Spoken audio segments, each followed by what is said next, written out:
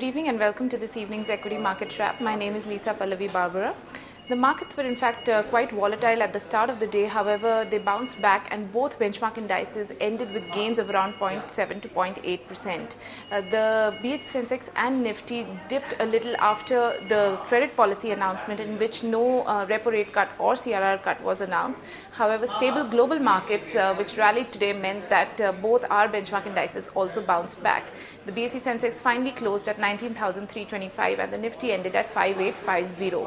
Among sector indices, it was the rate sensitives which were in focus. The BSE Auto Index was the biggest gainer, up around 1.9%, followed by the BSE Capital Goods Index, which gained around 1.15%. At the bottom of the pile was the Metals Index. It was also the only one in the negative, down around 0.13%. Jet Airways finally ended with gains of around 1.2%. However, that stock corrected slightly more than 10% in intraday trade as the FIPB has deferred the approval of its stake purchase by Etihad Airlines. Mahindra & Mahindra Group stocks were in focus. Mahindra & Mahindra itself gained around 4.4% today.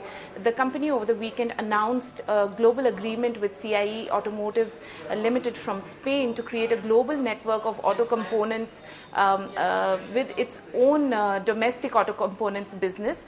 So other than M&M Limited, also M&M Eugene was at an upper circuit of around 10% today and finished there, and Mahindra Composites gained around 5% today.